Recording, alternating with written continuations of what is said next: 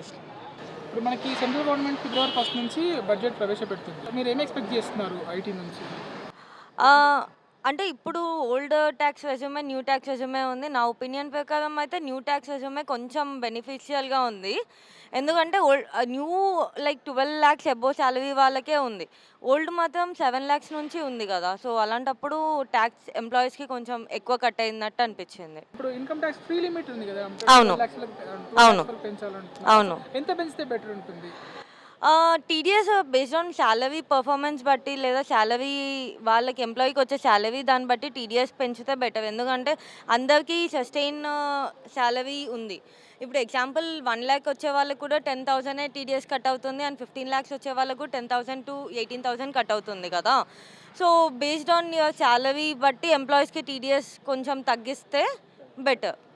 Income tax స్లాబ్‌లో మార్పులు రావాలా? ఎలాంటి మార్పులు వస్తే బాగుంటాయి చేంజెస్? చాలా చేంజెస్ చేయొచ్చు. ఎందుకంటే ఇప్పుడున్న జనరేషన్‌లో ఇప్పుడు మనం హైదరాబాద్‌లో ఉన్న సిట్యుయేషన్స్ అండ్ ఖర్చులు చూసుకుంటే మాత్రం ట్యాక్స్ తగ్గిస్తే మాకు బయట ఉండడానికి అండ్ మోరోవర్ మాకొచ్చే సాలరీస్‌కి కూడా కొంచెం మ్యాచ్ అవుతది. ఇన్‌కమ్ టాక్స్ స్లాబ్‌లో మనకి ఇప్పుడు అసలు ఇన్‌కమ్ టాక్స్ ఉండాలా? ఉండాలి. కాకపోతే అది గవర్నమెంట్ పాలిసీస్ ప్రకారం కొంచెం ఉండాలి. కానీ అతిగా ఎంప్లాయీస్‌ని ఇబ్బంది పెట్టేలాగా అయితే ఉండకూడదు. లోన్ల మీద వడ్డీ రేట్లు బాగా తగ్గించాలా? ఎంత వరకు తగ్గిస్తే బెటర్? తగ్గించాలి. ఎందుకంటే ఇప్పుడు నార్మల్‌గా గవర్నమెంట్ బ్యాంక్స్ అయినా, ప్రైవేట్ బ్యాంక్స్ అయినా చాలా ఇంట్రెస్ట్ పెడుతున్నారు. దాన్ని బట్టి ఇప్పుడు మా ఎంప్లాయీస్ ఏంటి అంటే మేము హౌస్ లోన్స్ ఉన్నాయి, ఎడ్యుకేషన్ లోన్స్ ఉన్నాయి. అవి క్లియర్ చేసుకోవాలంటే మాకు ఎన్నో ఇయర్స్ పడుతుంది. అది కొంచెం ఇంట్రెస్ట్ రేట్ తగ్గిస్తే మాకు టెన్యూర్ తగ్గుతది. దాన్ని బట్టి మేము కూడా కొంచెం సెట్ డిడక్షన్స్ చేసుకోవచ్చు. 75 నుంచి 1,00,000 పెంచుతారంటున్నారు. సో, ఇంకా పెంచాలా? సరిపోతుందా అది? కొంచెం పెంచితే బెటర్. కొంచెం పెంచాలి. ఎందుకంటే నియర్లీ 1,00,000 దాకా పెంచినా ప్రాబ్లమ్ ఏం లేదు. హౌస్ రెంట్ కంట్రోల్ గురించి ఏం చెప్తారు? విపరీతంగా అస్సలు చాలా విపరీతంగా పెరిగాయి. ఎందుకంటే ఈ హైటెక్ సిటీ మాదాపూర్‌లోనే చూసుకుంటే మనము 1 బీహెచ్‌కే 20,000, 25,000 అది అన్‌ఫర్నిష్డ్ దొరుకుతున్నాయి. ఇప్పుడు నార్మల్‌గా సాలరీస్ మంత్లీ 30,000, 40,000 సాలరీస్ చేసే వాళ్ళకి ఎంత ఇబ్బంది అవుతది. వాళ్ళు ఎక్కడి నుంచో విలేజెస్ నుంచి వస్తూ ఉంటారు హైదరాబాద్‌కి. అడ్వాన్సెస్ 3 మంత్స్, 2 మంత్స్ అడ్వాన్స్ అడుగుతున్నారు. అది ఎంప్లాయీస్ బట్టి కూడా మనం కొంచెం చూసుకోవాలి. అందరూ నార్మల్‌గా ఉన్నా సరే వాళ్ళ అమౌంట్ బట్టి మనం కొంచెం రెంట్స్ అవన్నీ తగ్గించాల్సొస్తది. గ్లోబల్ లే ఆఫ్ విషయానికి వస్తే హైరింగ్ ఆగిపోయింది. అవును. అంటే అన్‌సర్టెనిటీ అలానే ఉందా? ఇలాంటి టైంలో బడ్జెట్ నుంచి జాబ్ సెక్యూరిటీ పరంగా మీరు ఏం ఎక్స్‌పెక్ట్ చేస్తున్నారు? గ్లోబల్ పరంగా హైరింగ్ ఆగిపోయింది అంటే అన్ని కంపెనీస్‌లో ఆగిపోయింది బేసిక్‌గా.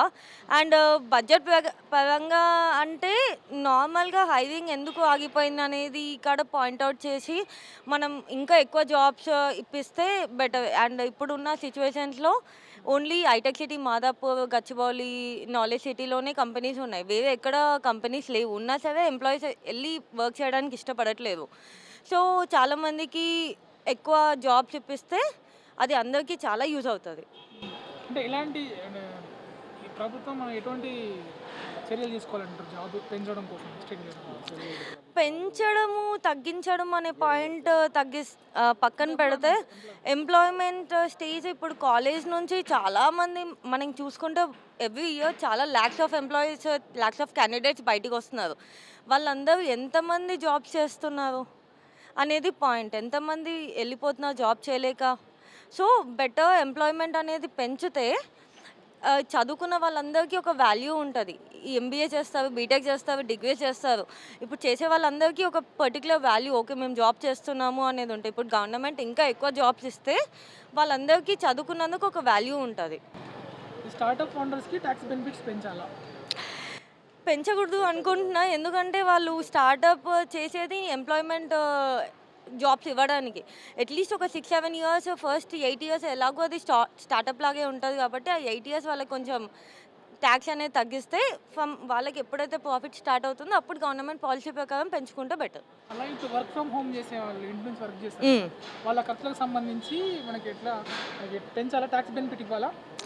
ఇంటి నుంచి పనిచేసే వాళ్ళకి టాక్స్ బెనిఫిట్ ఉన్నా లేకపోయినా పెద్ద ప్రాబ్లమ్ లేదు. బట్ ఆఫీస్‌కొచ్చి పనిచేసే వాళ్ళకి ట్రావెల్ ఎక్స్‌పెన్సెస్ లేదా హాస్టల్ ఫీజెస్ అవన్నీ ఎక్కువ ఉంటాయి కాబట్టి వాళ్ళకి తగ్గిస్తే బెటర్. ఇన్వెస్ట్‌మెంట్ పరంగా ఎటువంటి చేంజెస్ వస్తే బాగుంటుంది ఎక్స్‌పెక్ట్ చేస్తున్నారు? ఇన్వెస్ట్మెంట్ పరంగా అంటే ఆఫీస్ ఏ విధంగా అయినా ఇప్పుడు ఎగ్జాంపుల్ ఎనీ ఆఫీస్ ఎంప్లాయీ కానీ ఎనీ జాబ్ చేసే వాళ్ళు కానీ ల్యాండ్స్ మీద ఇన్వెస్ట్ చేస్తారు అండ్ బిట్ కాయిన్స్ కానీ క్రిప్టో కరెన్సీ మీద ఇన్వెస్ట్ చేస్తారు. దాని మీద కొంచెం ట్యాక్స్ తగ్గిస్తే మాకు కూడా ఫ్యూచర్లో ప్రాఫిట్ వచ్చినప్పుడు ఎలాంటి ఇబ్బందులు ఉండకుండా ఉంటుంది. ఎందుకంటే ఇప్పుడు మేము ఒక 1,00,000 ఇన్వెస్ట్ చేస్తే ఓకే 1,20,000 ప్రాఫిట్ వచ్చింది అనుకోండి, మాకు ఆ 15,000 ట్యాక్స్కే పోతుంది. అలాంటప్పుడు మాకు ప్రాఫిట్ ఎక్కడి నుంచి వస్తుంది?